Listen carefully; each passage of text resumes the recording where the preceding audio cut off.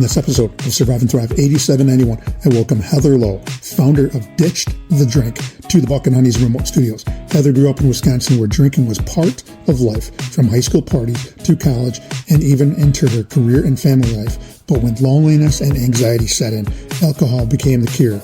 In February 2018, she took her last drink and hasn't looked back since. Today, she helps women everywhere get sober and stay sober.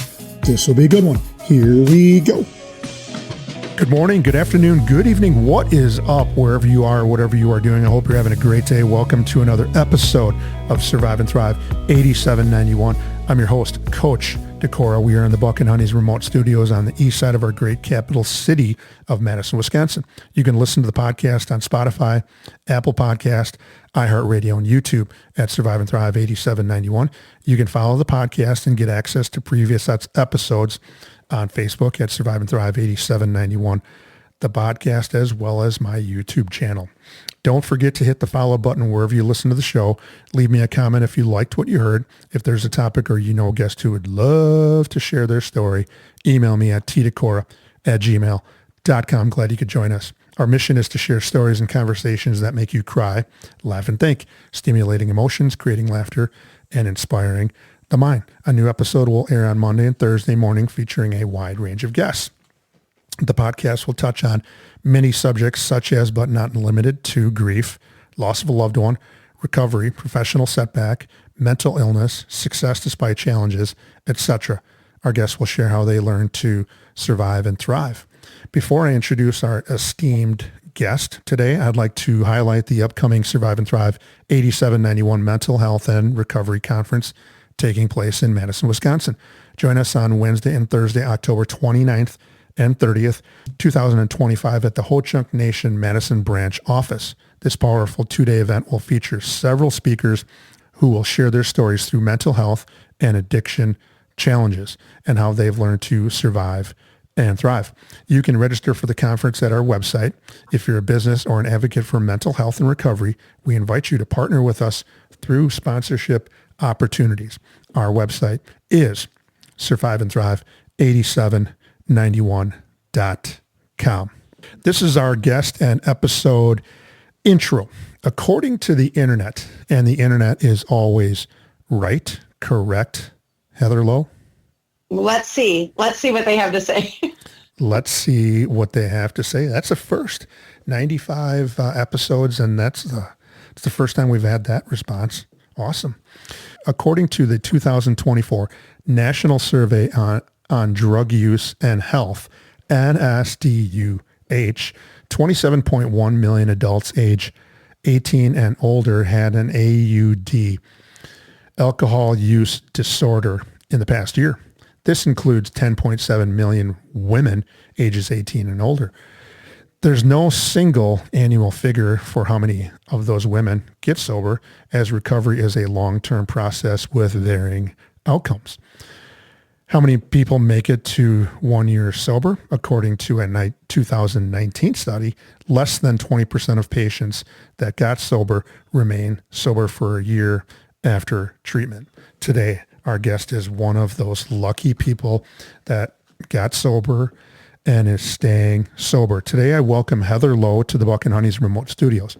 Heather grew up in Lodi, Wisconsin, a community 35 minutes north of our great capital city of Madison, Wisconsin, and attended Lodi High School and is a proud Blue Devil. After high school, Heather would take her talents to the University of Eau Claire, where she would graduate with a degree in social work. After many years in the human resources profession, she would start her own business, which we'll talk about at the end of today's episode. Today, I'm so glad you could join us. Heather Lowe, what is up? Thanks for having me, Tim. This is awesome.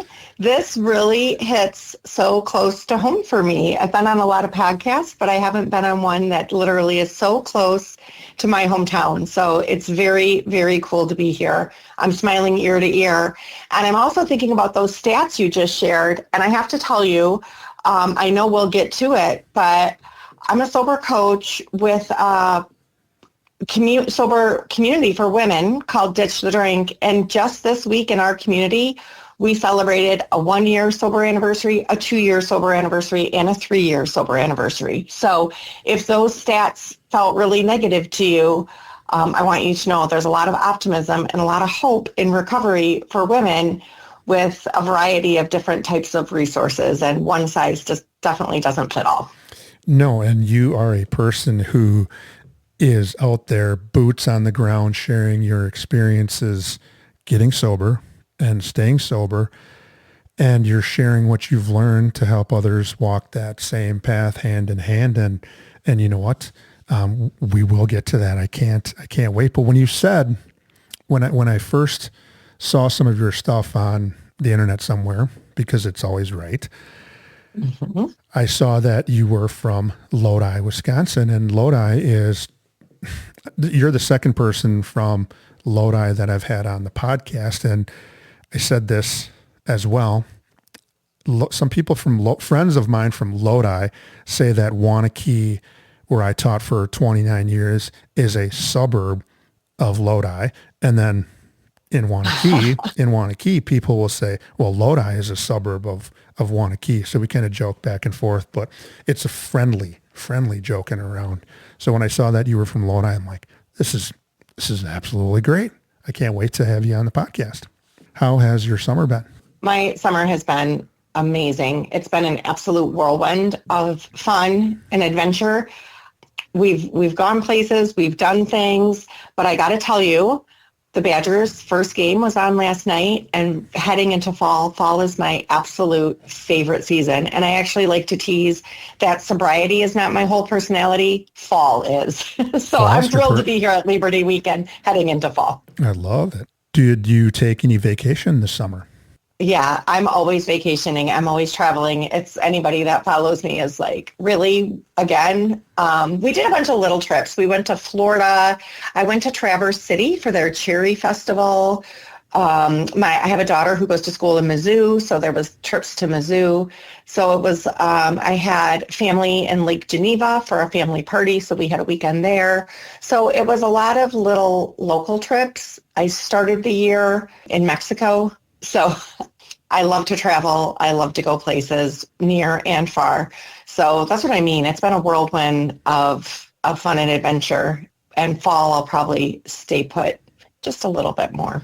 I'm going to have to probably hop on your Facebook and see if I can't get some cool ideas, because I'm kind of like the same way now. I'm retired from my teaching career, and I've gotten into another day job that I do, and it allows me some flexibility to be able to do some traveling. Plus, I also get to do some travel because of work. And if there's someplace cool that I have to travel to, I'll take a day off and hit some of the local spots. Before we get into your story, I need to talk about our sponsor. Our sponsor, Buck and Honey's Restaurants, are a place that people can escape to. For me, it's a great escape from cooking dinner. Heather, do you cook? I do. I always say that I like to cook, but I don't like to make dinner every single night for my family. All right. So I always have to follow that up with, what is your genre? What's your style? What's your cuisine? A wide variety. We have a Traeger grill. So my husband does a lot of smoking. So nice. I do a lot of the sides. Yeah. So that's, if we're hosting, that's often what we do. But Mexican is my favorite. Love Mexican. Of course, pasta and Italian.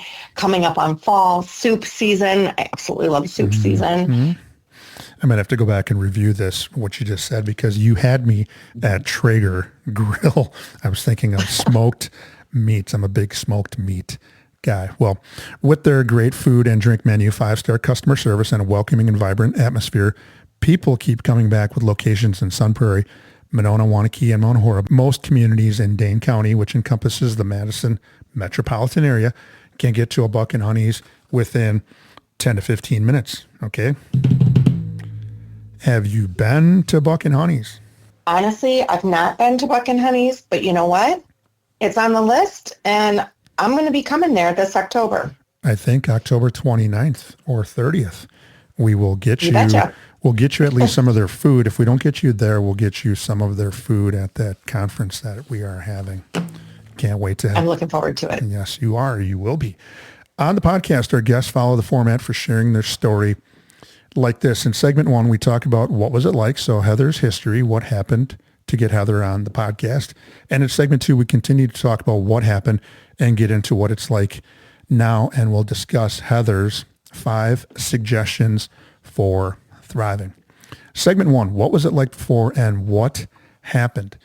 You were raised in Lodi, Wisconsin, just up the road from Waunakee and just up the road from Madison. What was life like growing up for Heather way back when in Lodi? Tell us. Like I said, Lodi, Peaceful Valley. I'm so grateful to have Lodi as a hometown. I know some people have compared it to like a Norman Rockwell painting, and it truly felt that way.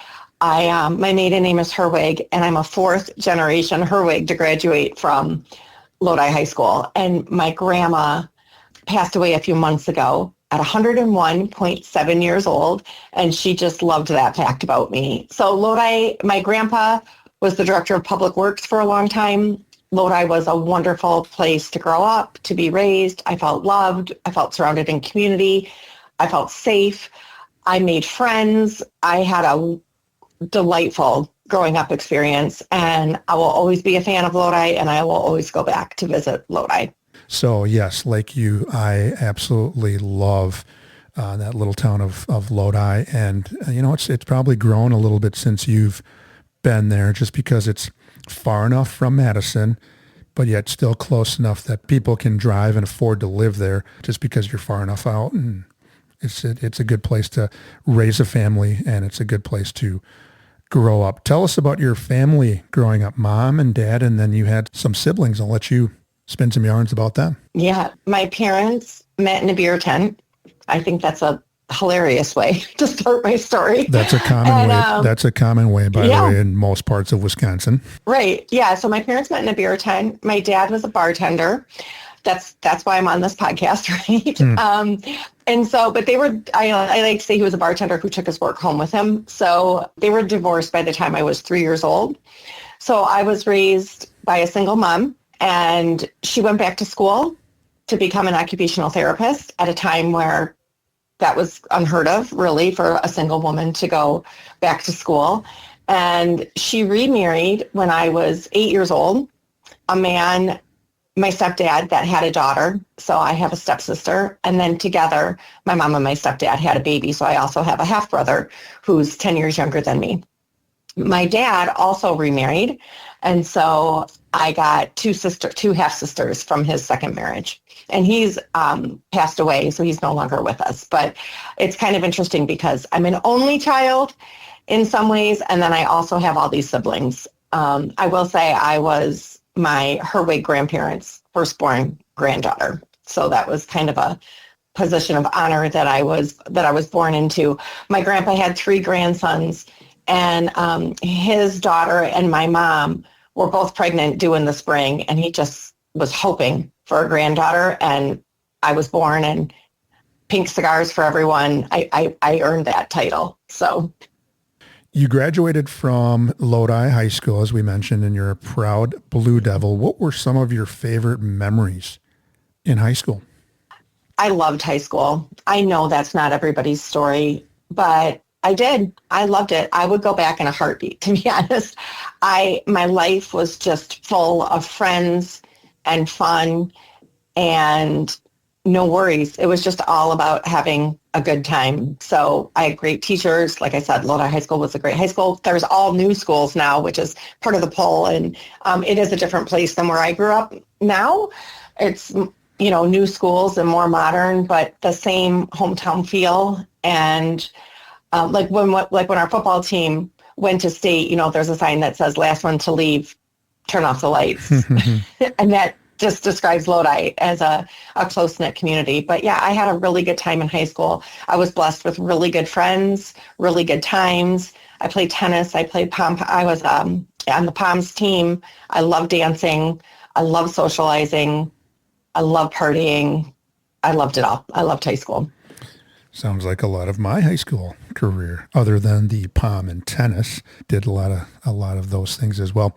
After high school, you would take your talents to the University of Wisconsin, Eau Claire, where you graduated with a social work degree. What was the lure to UWEC, and were there any other suitors? It's such an interesting question because I have a high school senior for a daughter now, and I have a college junior for a daughter. So I've been in the thick of picking a college and college applications and college essays and all that stuff. For me, I knew I was going to go to college. You know, my mom was an older age student in school. They called it OASIS, OASIS, for older age student in school. And she was a graduate of Madison. Never heard of that one before. She was a graduate of Madison. Actually, my stepdad was also an older age student in school. So they met in the OASIS group, and he also was a graduate of Madison. I didn't consider Madison because it was too close to home for me. Madison was, being from Lodi, Madison is where I went to the movies, where I went to the mall. Madison felt like just an extension of my hometown, and I wanted to go a little bit further. I didn't consider out-of-state schools. I didn't even think about it. And I was not serious about my studies at all. I was only interested in having friends and having a good time, to be honest. I picked Eau Claire because that's where some of my friends went. That's where some older people that I liked went. I got to visit. I thought it was cute. I just liked the red brick buildings and the red brick cobblestone streets. So I picked it for its aesthetic and its distance from home. And in my mind, it was the second best college to Madison. And knowing I didn't want to go to Madison, I just picked what I thought was the second best school in Wisconsin.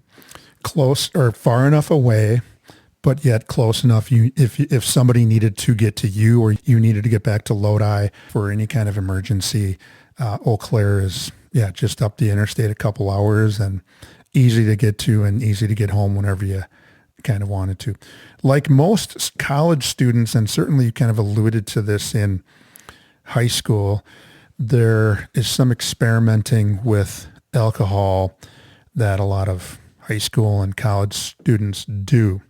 Where would you classify yourself in terms of the experimenting? When did the experimenting start? Because your episode is titled Getting Sober and Staying Sober. You had a life of drinking that ended at some point. Where did it start? Where did it manifest itself? Yeah, the title of the episode is such a spoiler alert, Tim. I know. Unfortunately, yes. Where's the drama? Where's the mystery? No, I had a 30-year drinking career. I took my first drink at 12 years old, which sounds alarmingly young to me now. But to be honest, it didn't really feel that way then. I liked alcohol at first sip. I just did. I don't think 12-year-olds would have a taste for beer, but I did. You know, it was the culture in, I think, a lot of places, but especially Wisconsin and in Lodi, and it extends to Wanakee, is just drinking. And so I never considered not drinking. I knew I would be a drinker as soon as I could. And it was kind of a rite of passage, or it was kind of a coming of age. It was just never questioned. It was just par for the course. Something maybe not everybody did, but I actually didn't know anybody that didn't drink. So that's when I had my first sip. By high school, I was partying every single weekend. And again, I loved to flirt. I loved to dance. I loved to socialize. I loved to party. I loved to listen to music.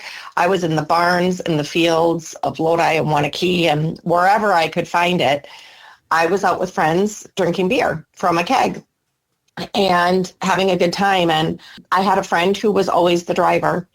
Her mom worked on the EMS and had seen so many tragedies with drunk driving accidents and kids that this friend of mine always provided a safe ride. So I was really grateful that I always had a safe ride, and I also had free reign to drink as much as I wanted, whenever I wanted. And I did that. And I don't really think anyone questioned it. I don't think anyone, even family that loved me, would think that that was a concern. I think that's just the way it was to grow up. So that was my high school drinking. When I got to college, same thing, except for now I had a fake ID and I could get into the bars. Even better. Mm-hmm. So then I could drink maybe harder stuff from not just beer from a keg, but I could order other kinds of drinks and feel like a grown-up and go out and party at the bars in college, which again was very normal. My drinking looked like the exact same as everybody else I was drinking with.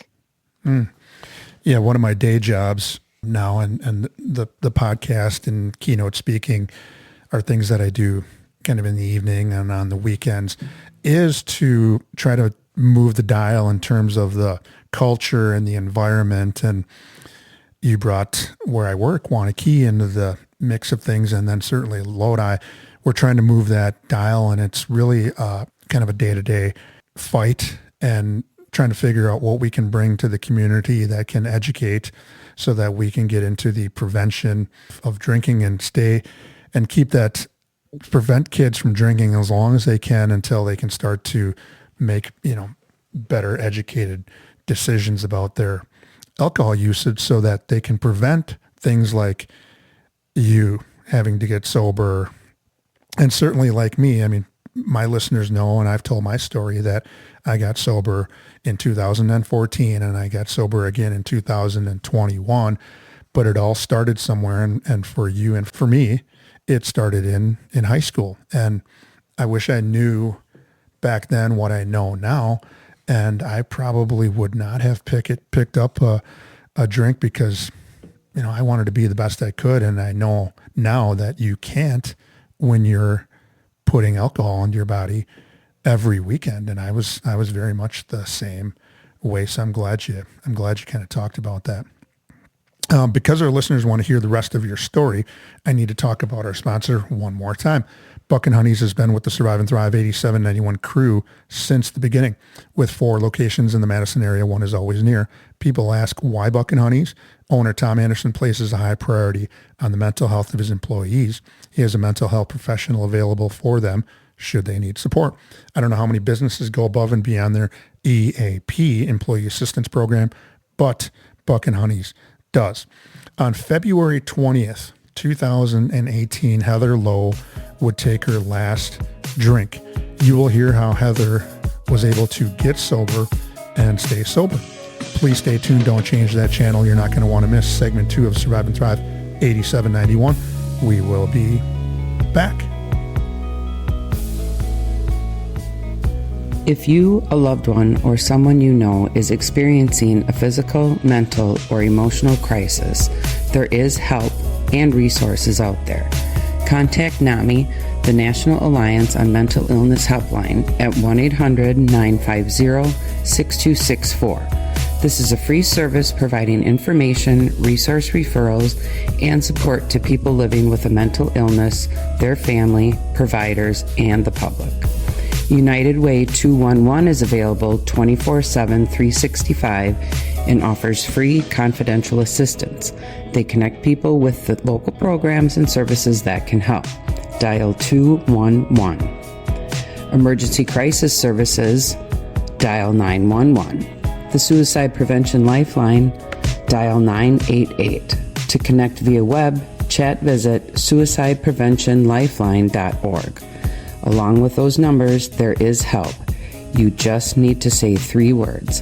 I need help. Now, back to the show. We are back. Welcome back to segment 2 of Survive and Thrive 8791. I'm your host, Coach Tim Decora. We are in the Buck and Honey's remote studios on the east side of our great capital city of Madison, Wisconsin. The podcast is where we feature guests who share their story in hopes of helping others who may be struggling with what life throws at them. In February 2018, Heather Lowe was in a downward spiral of grief, anxiety, and depression, much of that caused by alcohol. She will share how she survived and thrived during that time. Segment 2. Again, in February 2018, you decide to get sober. Since the show has a mental health component to it, what kinds of mental health issues were you having leading up to 2018? Yeah, good question. Let's talk about this and back up for a second. So, like I said, my drinking looked normal for most of my drinking career. 30 years of drinking. I also surrounded myself with drinkers because I liked to drink. So everybody that I was looking at was drinking the same amounts as me, it seemed. Things started to change when, I guess it looked different when my children were born. I didn't drink during my pregnancies, and then my children were born. And then my husband and I decided that I would work part-time and be with the kids part-time. And then he had a job where he traveled. And this was prime time for mommy wine culture. So I was lonely. Like I said, I was a very social person. My social life came to a halt. I had 2 little girls at home. I was getting through dinner time, bath time, bedtime every night. I was burning the candle at both ends, trying to be everything at work, trying to be everything at home. My husband was in sales, so he was traveling a lot, and he was drinking for work in sales, right? So he was out having a good time, and I was home. And so my drinking, again, switched from the beer in the fields of Wanakee to drinks in the bars of Eau Claire. I now lived outside of Chicago and was sipping a little wine in the evenings, just to kind of entertain myself. Felt like me time. It felt like I was giving everything to work or the kids. In fact, on maternity leave, having a glass of wine in the afternoon felt a little bit European to me. Felt like playing house. It felt sophisticated. And everywhere I looked were messages of, you deserve it, mommy wine time. And I ate that up. That's just what I needed. So I had messages that were also normalizing what I was doing. But my tolerance was increasing, and I was drinking more and more, right? It changed when I was hit with 3 deaths in a row. I did 3 eulogies in 3 years. One was my dad, one was my high school prom date, and one was my neighbor. And they all died out of order without warning. And so doing those eulogies, I wanted to perform. I wanted to do a really good job standing up in front of their loved ones and sharing their life story. And so I stuffed my own feelings of grief. I really didn't allow myself to feel because I wanted to give a really good and beautiful performance. And I did that. I got feedback that said, you nailed it. You knocked it out of the park. That was perfect. Thank you. Thank you. Such a good job. And when the services were over and my loved ones were buried, I said, get over it. Well, get over it. The services are done. So you don't get to be sad anymore. It's over. Move on. And my drinking then changed from social. It changed from entertaining myself a little bit in the evening, taking the edge off, into more self-medication for grief. So it helped me stuff my feelings. And alcohol is a numbing agent, and I wanted to numb. I maybe could have handled 1 death, but 3 in a row like that, it was really starting to take me under.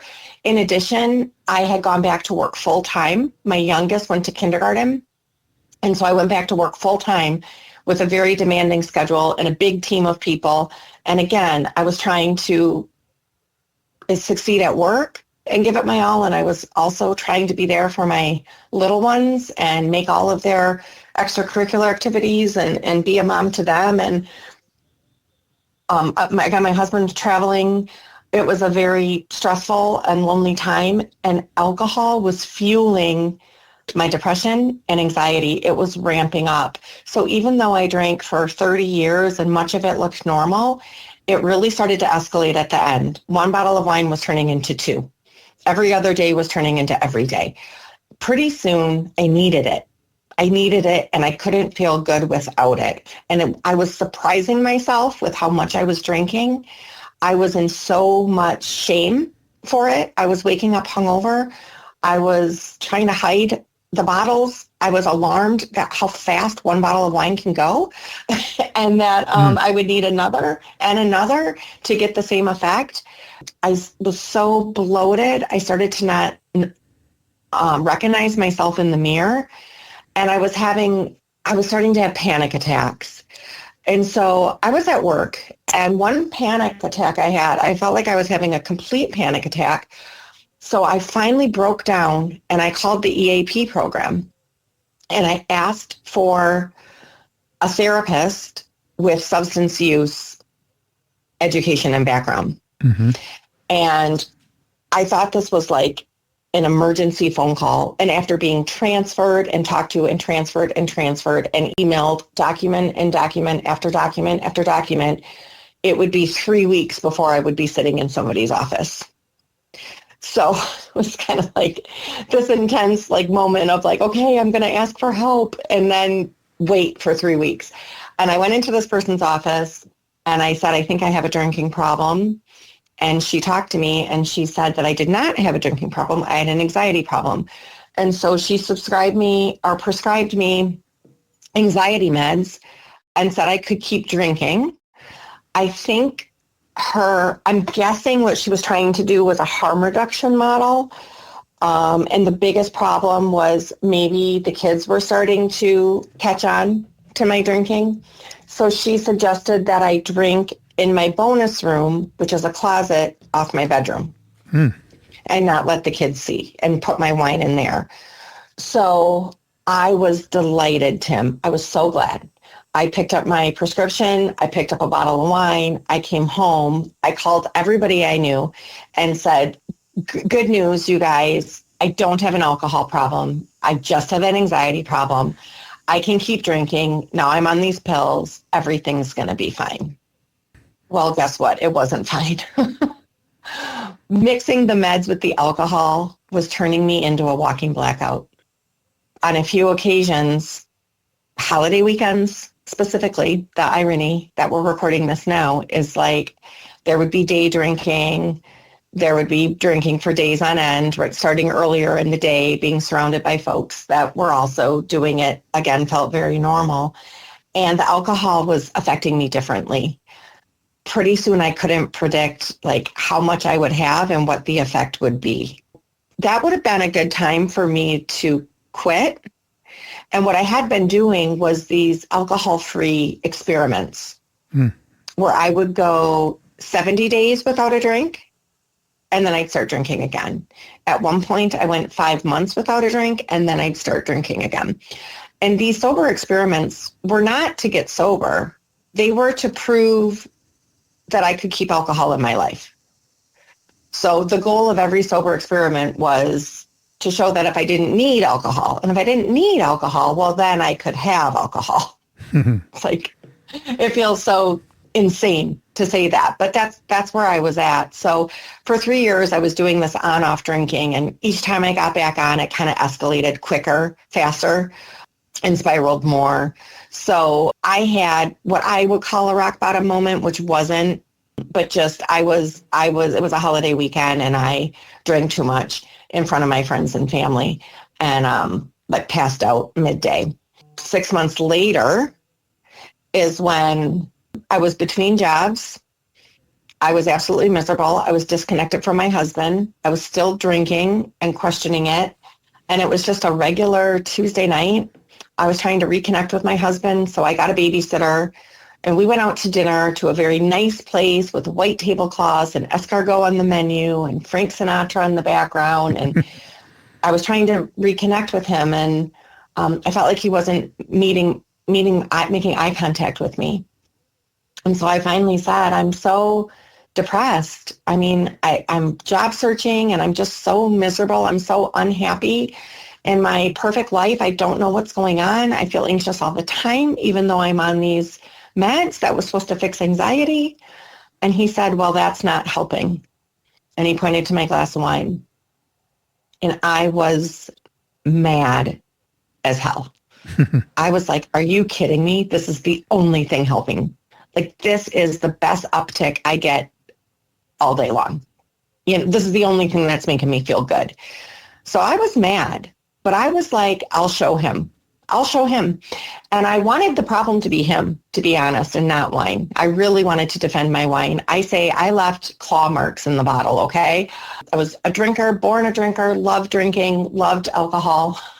I say dying by alcohol would be the worst case scenario. Getting sober would be the second worst case scenario. I was trying to avoid that at all costs. But after he said that, I was mad and I was up to prove a point. And so I did something I had never done. I didn't have another sip of wine. We got up from that table. We paid our bill. We got up from that table, and I left my glass of wine there half full. And I think that's a huge metaphor because I never drank again.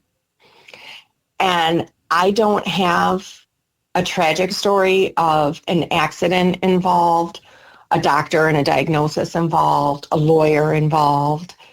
But I will tell you, I know without a doubt, Tim, all of those tragedies were just lurking around the corner for me. And I am so grateful that I quit before I found out. I think I've heard some people talk about, you said your rock bottom didn't include those things, but but I've heard people talk and say, I didn't have this happen. I didn't have a OWI. I didn't have legal problems. I didn't lose a marriage. And some people who are in sobriety will add on a word at the end of all of those things I just mentioned. And that word is yet. That eventually those things will catch up to most people who have an alcohol use disorder or have a problem with their drinking. And all of those things haven't happened yet. And you're probably right. They were just around the corner lurking. When you sent your responses back to the podcast questionnaire, you said that you were leaning on alcohol because it does work until it stops working and it messes with your life. And it started to do that. So you weren't leaning on family. You weren't leaning on coworkers. You weren't leaning on any friends. Did you start to notice after that day in February 2018, when you started to talk with anyone about your feelings, did you start to notice a change in your life that, hey, I think I maybe have a problem with drinking, or I have a problem, so I'm going to stop? Did you not start to notice any change? Yeah. So it's very interesting because, first of all, I was raised by a single mom, so I don't need nobody. Okay. My husband has single mom syndrome. Like, I can do it. I can do it myself. I've always been a very determined, driven person who can do it myself. Drinking was a shame for me. I was embarrassed. I was, like I said, I was minimizing it. I was normalizing it. I was justifying it to myself because I did not want alcohol to be a problem for me. And if you say, let's say my dad, my drinking did not look like his drinking, right? I was a very dedicated mother. I was a very high achieving professional woman. I was winning awards and running half marathons while I was drinking. Drinking was fueling me keeping up my life in a lot of ways. So I didn't want to be called an alcoholic. I didn't want to have a problem with alcohol. I didn't want that to be my problem. And I'm a perfectionist. I don't want anything to be wrong with me. I want to be perfect. So that was a real change for me to have walked away from that wine. And the thing that I did different the next morning was something I had never done before. And that was say to my husband, one, this is a problem for me. I've been hiding it. I've been covering it up. I've been ignoring it. I've been avoiding it. I haven't wanted to look at it. But my inner knowing knows that this is a problem for me. And two, I need help. And what I know about everybody who's gotten sober and stayed sober, that's the exact same. And everybody you've probably had on this podcast, that was the turning point for everybody, to surrender and say, this is a problem, and then to reach out and say, I need some help in solving it. So those were all the things I was trying to avoid. And those were all the things that eventually brought me to my healing and my recovery. As you were uttering the words, I need help and I need to stop drinking, or alcohol is the issue, I could hear it in your voice of that relief of being able to finally say that. And I think, like you had said, the people that I've talked to who are in recovery or who have traveled the same road that I have traveled and got sober have all acknowledged the same thing and said maybe those same three words. Those are the exact same three words I said. in 2021, I need help. And then you start talking to enough people, counselors, psychologists, psychiatrists, and even spouse, friends, family, and just say, I have an issue. And the more times you say that, the easier it gets and the less load it had on me. And it sounds the same way with you. Yeah, it makes me emotional because you want to think you've got this. Alcohol was hijacking my brain. And I think we would classify my bottom as a high bottom. Some people say, do you have a rock bottom, a high bottom, or a low bottom? And like we said, well, no authorities were involved, so a high bottom, I guess. But it's like I was waking up absolutely miserable and hating myself every single day. And I just wondered, does it have to get worse than that? I can't imagine it getting worse than that. But being not that bad, in quotes, was the thing that kept me drinking for so long. When, ironically, when I turned 21, it was my golden birthday, my 21st birthday, and I wrote in my diary, I think I'm an alcoholic. I quit drinking 21 years later at age 42. That's how long that took. And working with women now, I know there's a stat that most women question their drinking for 11 years before they reach out for help. A decade, right?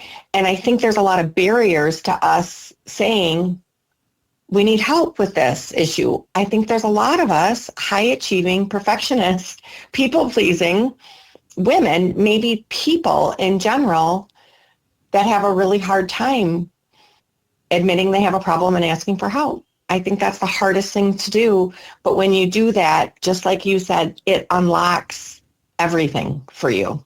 I want to start to talk a little bit about some of the coping strategies, because some of the listeners that are listening right now are thinking, okay, we're coming up on the 5 suggestions. I want to hear what Heather Lowe's 5 suggestions are. But Coach Decora, can you ask her what she did in those minutes, hours, and days and weeks after she put the drink down? What kind of coping strategies did you pick up in the beginning to help you deal with the grief, shame, anxiety, and depression that would soon start to go away? It was getting worse the more you drank, but then it slowly would start to go away. What were you doing in the beginning to stave off any kind of compulsions to want to drink? What were you doing? Yeah, it's so hard. It's so hard. So kudos to anybody who's there in early sobriety. And I want you to know that early sobriety is not a preview of long-term sobriety. Early sobriety just sucks. It's just really freaking hard. For me, what I realized is that I was basically a toddler with my emotions and my emotional regulation and my impulsivity.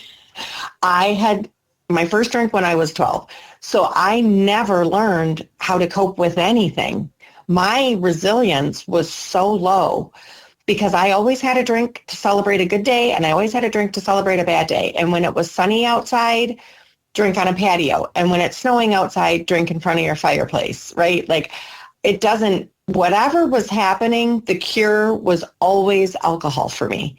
So I felt like a toddler having a temper tantrum all the frickin' time. It was incredibly hard. And I stayed at home and tried to live my life. So I also had jobs and kids and things that had to be done. It was an incredibly challenging time, and I didn't have words for it. And I didn't have confidence necessarily that I would succeed at this. Nobody really understood me. I was trying to keep it quiet. I didn't want anyone to know that I was not drinking. It was I just wanted everything in my life to stay the same and for me to silently, quietly quit drinking over here on the corner and nobody mind me. Nobody even notice. Well, now I know that's not how it works. But in the beginning, some things that I did is, one, I started journaling on day 2, and I journaled every single day. I sat with myself. I read a daily reflection, and I journaled every single day, and it was a way for me to start to listen to myself. The other thing I did was stomp around the block. I would do a rage walk every time I felt like I couldn't stand it. I would just take myself on a walk. I would talk to myself out loud. I would stomp around that block. And I wouldn't come home until I felt better. I had some friends that I could express with. I actually have a friend that got sober with me for the entire first year. So I would call somebody for connection and community and understanding. And then I would go to the gym Friday nights and Saturday nights, and I'd stay until 11 p.m. I'd sit in the sun until 11 p.m. until I knew I could go home and mark myself safe and sober in bed. I went out for coffee and dessert at 9 p.m. on weeknights when I needed something, when I needed a punch of something. And again, I just felt like I had to get out of my house. And I asked my husband to support me and to not drink with me in the beginning. And he was thrilled to do that. It was confusing for him because I was so high functioning. It was hard to tell, did I have a problem or not have a problem? Should he be concerned or not be concerned? Because of course I was drinking too much, but I was also the first one up in the morning, and I was making lunches and cleaning the house and getting promoted at work. So was it a problem? It was confusing for him too. And when I finally gave him some direction on how he could help me, he was just like, yes, anything. Absolutely. Thank you. I'll do anything. I want to help. Tell me how. Definitely community, moving my body, expressing myself. Those were all things that helped in the beginning. A whole cocktail cart full of sparkling water. Definitely having an alternative drink helped. Those are a few of my tips for the beginning, early days. Those were some really, really good items. And you taught me a couple of new ones that I can definitely share with somebody else that is in early sobriety. I love the journaling part because that's something that I had done for a long, long time and still kind of do that as well. But the power of journaling is that if you're having trouble and you're ashamed of what you did and you don't have anybody to talk to or tell, put it on paper. And that is a way to unlock those feelings that you're feeling without actually having to be really vulnerable and tell somebody. You can write it down on a journal. I love that. And then I also love the rage walk. I'm going to move on here, and I'm going to say something to you. And then my question was going to be after that, how did you do it? Well, you just told us essentially how you did it, but I want to congratulate you. It's August 29th, 2025, and you got sober and took your last drink on February 20th, 2018. So you've been sober for 2,747 days. What does that mean when I say that to you? Congratulations. Thank you. It's incredible. I'm really, really proud. I'm really proud of that. As somebody who did day 1 and 2 and 3 and 4, Monday through Thursday, let's say, over and over and over again, to have my first number start with a 2 and then have a comma after it, it feels awesome. It feels awesome. But I know that is just the beginning and the warm up. And I don't count days anymore, so it's fun to see because I have an entirely new life. My lifestyle is different. And in my life now, I'm not thinking about drinking and I'm not thinking about not drinking, right? I'm not thinking about either of those things. Alcohol, even as a sober coach, even though it's my livelihood, even though it's my passion, personally, alcohol is nothing to me. It plays no role. And I'm also not clinging to my sobriety with another tick of a day. You know what I mean? Mm-hmm. I mean, it's beautiful to look at it and I'm really proud, but alcohol is just so far back in the rearview mirror for me that it doesn't have a role in my life anymore. And I'm not missing out on a thing. I'm so grateful to be free from it. There's some listeners that are hopefully have their hands on 10 and 2 if they're driving into work or on their way home, that they're thinking to themselves, I can't even frickin' stay sober 1 or 2 days, and Heather Lowe has done it for 2,747 days. Like you're going to share here in a little bit, it's just 1 minute, 1 hour, and then you just got to get to 11 o'clock or whenever you go to sleep. And then go to sleep sober and then wake up and then that's day 2. And if that's what you got to do to, in the beginning, count days, count hours, count minutes, do whatever you got to do until you can hang on until the end of the day when you can fall asleep, and then it gets slowly easier and easier. And you know it, and I know it. And the more people we can get to know that feeling and understand it, the more people are going to be living more glorious like you and I. In 2018, with some sobriety under your belt, you would start your own business, Ditched the Drink. And you also have the website, ditchedthedrink.com. I took this from your webpage. You empower women to liberate themselves from alcohol and in-source their bliss. You had an amazing first client, which was you. Tell us in a minute or so about Ditched the Drink. What is it that you do? So first of all, this part of the internet is absolutely true, Tim. Everyone should go to ditchedthedrink.com. I do empower women to liberate themselves from alcohol and in-source their bliss. That's exactly it. Yeah, you don't need to reach outside yourself. You have everything you want and need within. And I guide women to that every single day, and I loved it. What started as a digital course, my first student in my digital course was my mom. So I had an amazing second client too. Aww, and then I need to have that. I need to have that button on my computer that says, click the button. Aww. Exactly. Yeah. So that is a pretty good story and tells you something about some of the beautiful support I had in addition to my husband was my mom. And then it was a digital course. From there, I got trained and certified as a professional recovery coach and a professional life coach. And since then, I have won many awards for my coaching. I do one-on-one coaching, and I have a community of women with an app and group coaching and 30 plus master classes in the library. I have an Ask a Coach column in Alcohol Free magazine. I'm all over social media on Pinterest and Instagram, Facebook and LinkedIn. I speak, I write, I do everything I can to shout the good news from the rooftops that sobriety is not a sad life of deprivation. It's literally the best thing that could have ever happened to me. And I want everyone to know that, because I thought a life of sobriety was going to be a life of sadness and missing out. And for me, a life of sobriety is a life of adventure and tuning in. And when I was drinking, I was really a life unlived. And now I've just broke free from everything that held me back. My confidence has grown. I had the balls to start my own business. I've been climbing mountains.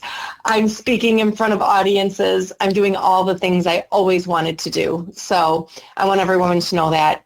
Check out ditchthedrink.com. I'm so glad that we have become friends over the phone, and now we're doing it over the podcast, and I'm sure our friendship will grow a little more as time goes on. And I certainly will refer people that I know that, hey, Tim, you had that person on, Coach Shakori, you had that person on who talked about getting sober. I think my sister, I think my mom, I think my spouse, my wife needs this, or a neighbor. I will definitely pass them on to ditchedthedrink.com and Heather Lowe. What's next for Heather Lowe? Anything coming up in the future? I'm hosting my first one-day retreat in the Chicagoland area this fall, so I'm really looking forward to that. I also, anyone who's interested can get on my newsletter list for discounts, events, upcoming things. Also, I pour my heart out every week in my newsletter, so that's a way to get a step closer to me.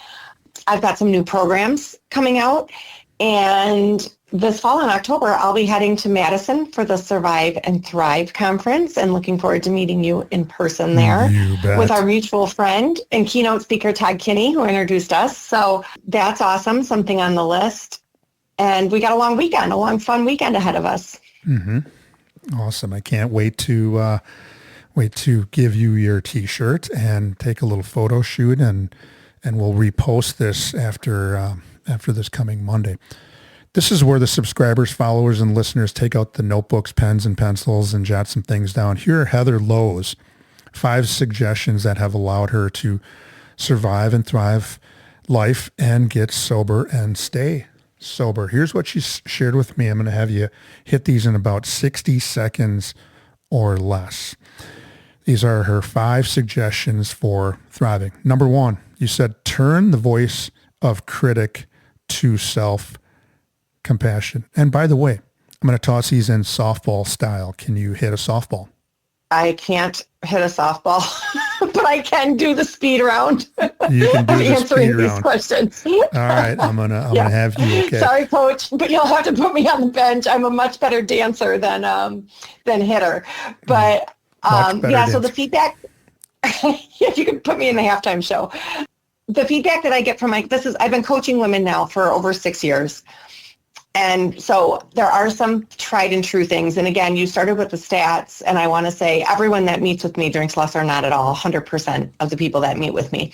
So some of my techniques that have come up through the time, this is the first one. My clients say the biggest change after working with me is that instead of hearing the loud critic in their head, they start to hear my voice. And my voice is a voice of compassion. And I always say, you're never going to change yourself by hating yourself. You've tried beating yourself up every morning when you're hungover. We've all done that. It doesn't work. You have to start to love yourself when you are in your darkest, lowest, blackest hole, feeling the worst about yourself. You have to love yourself at your worst. That's what helps you start to take a step into the light. Number 2, allow yourself to feel what you are feeling. The up and out of your technique. Go ahead and hit that. We kind of talked about this, but I never knew how to feel, and everything I felt, I told myself was wrong. Well, you shouldn't feel that way. Like my grief, well, get over it, right? You're mad. Well, you shouldn't be mad about that. The truth is, whatever you're feeling is okay. Feelings are the weather. You are the sky. The feelings are going to come and go. And if you're feeling it, it's absolutely the right way to feel. What you have to do is process that feeling, and how you feel it is you get it up and out of you. There are some ways to do that. Journaling, expressing yourself, rage walking is one. There's breath work. There's meditation. There's boundaries. There's a million different ways we can work on that, but just the idea of allowing yourself to feel and getting that feeling up and out of you, and it's the stuffing that creates the suffering. So feel it to heal it. Number 3, tune into your intuition, journal and meditation. Go ahead and hit that. Yeah, be still. As drinkers, we're very anxious. We can't get still. We need our drink. We need our next drink. We need to cover up our drink. We need to figure out how we're going to get our drink. Learn to sit with yourself. Learn to sit and be still. Learn to clear your own channel and hear yourself. Like I said, you have the answers inside of you. So I love to teach techniques for just tuning into that channel. Number 4, spoil yourself sober method. Go ahead and hit that.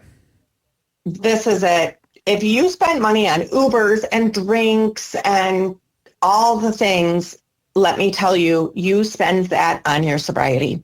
You absolutely spoil yourself sober. There is a reward. The neuroscience is that we have a reward loop in our brain where there's a stimulus, and then it says you should take a drink, and then we take a drink and we go, well, you got what you wanted.